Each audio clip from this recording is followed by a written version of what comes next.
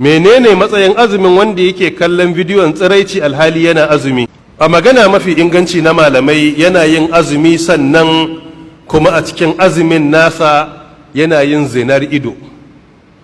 Zina ta me?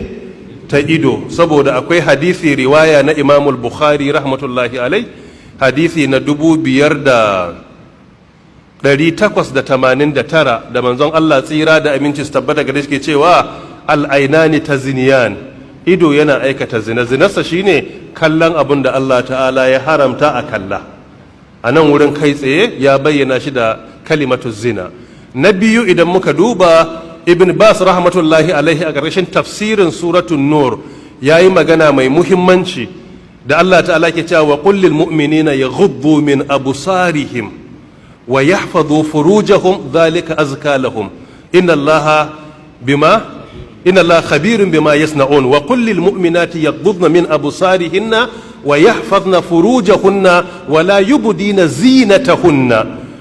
Suratul Nur aya ta 30 da ta 31. Muhallu shahid, Allah ya ce ka ce wa muminai wa kullil mu'minina yaghuddu min absarihim, muminai su rintsa ganinsu, sannan kuma ya ce wa yahfazu furujahum, su kare al'aurarsu. Kaga akwai alaka tsakanin rintsa gani da me da kare al'aura. Kuma a aya ta 31 ya ce wa kullil mu'minati yaghdudna min absarihinna kuma wa yahfazna furujahunna. Me dalili? Saboda in ba a rintsa ganin ba to karewa kuma baya yiwa. So daga wannan abun da kake yi kuma yake gayyato maka wata fitina.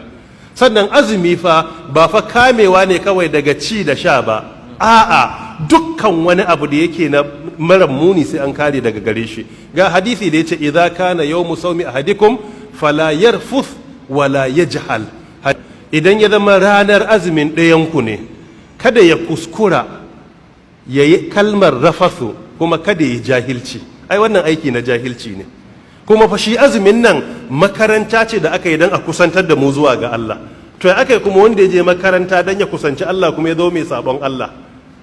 Ya ayyuhal ladina amanu kutiba alaikumus siyamu kama kutiba alal ladina min qablikum la'allakum tattaqun. Takawa ake bukata mu samu. Bakara aya ta 183.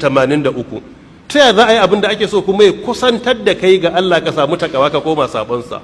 Wannan aiki da yake aikata babu sabani, haramun ne, haramun ne, haramun ne.